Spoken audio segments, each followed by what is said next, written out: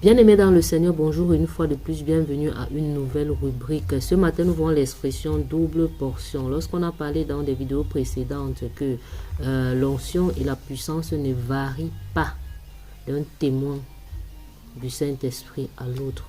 C'est la même personne du Saint-Esprit qui vient recouvrir tout croyant.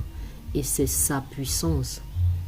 Et cette puissance et cette onction-là, onction veut dire juste présence, est la même d'un croyant à un autre. Alors certaines personnes ont soulevé l'expression double portion d'Élie sur Élisée. Certains pensent que la double portion veut dire la double onction ou le double esprit d'Élie sur Élisée. C'est pourquoi Élisée a fait plus de miracles qu'Élie. Mais comment? Ok, voyons ce que c'est que la double portion. Commençons avec son origine. L'origine de la double portion, Deutéronome chapitre 21, versets 15 à 17. C'est quoi la double portion? On ne va pas lire, vous allez lire, on n'a pas assez de temps. La double portion était la part d'héritage réservée au premier-né de tout homme en Israël.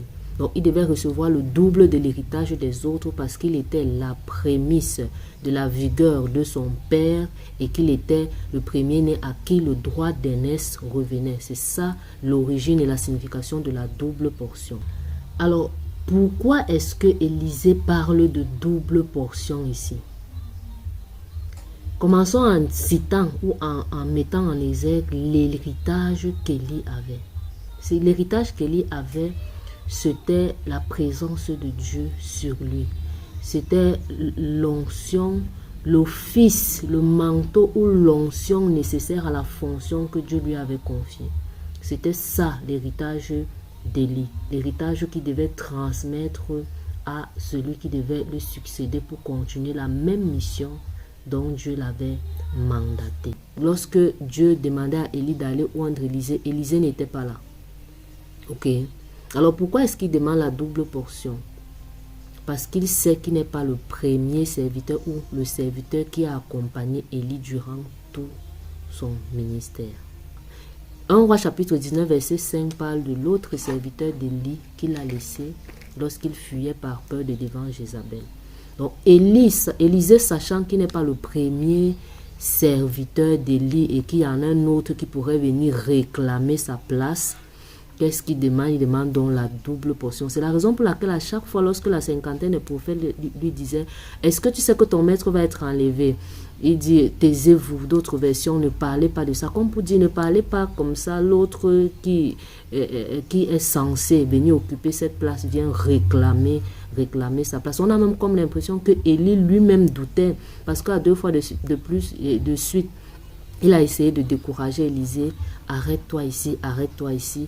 Et même lorsqu'au verset 10, 2 Rois chapitre 2, verset 10, Élie demande ce qu'il a demandé, la double portion de ton esprit. Et il lui dit, tu fais là une demande très difficile. Mais si tu me vois en train d'être enlevé, cela te sera donné.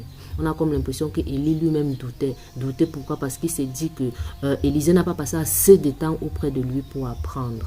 Donc, double portion ne veut pas dire qu'il a reçu l'onction double. Lorsqu'il a jeté sur lui, c'est un manteau, ce n'était pas 2 manteaux. Et si c'était le cas, 2 Rois chapitre 2, verset 15, la cinquantaine des prophètes disent, maintenant l'esprit d'Élie repose sur Élisée. On n'a pas dit la double portion ou le double esprit d'Élie. On a dit l'esprit d'Élie repose sur Élisée. Il y a une seule onction nécessaire à la fonction que Dieu nous confie. Il y a un seul office et il y a un seul manteau. Il n'y en a pas 2.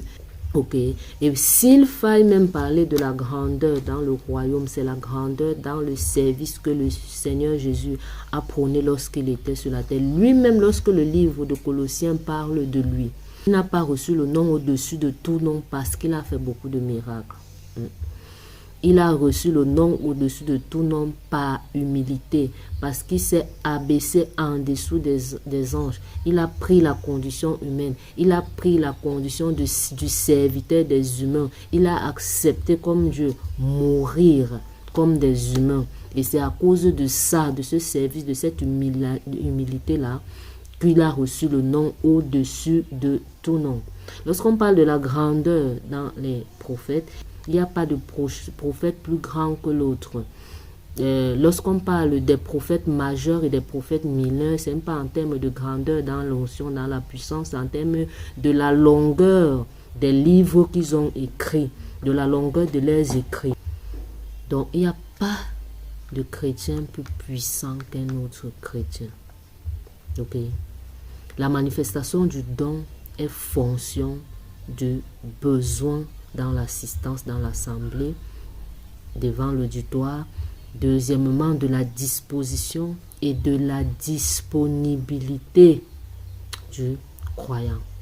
Je vous bénisse. À la prochaine pour une nouvelle rubrique.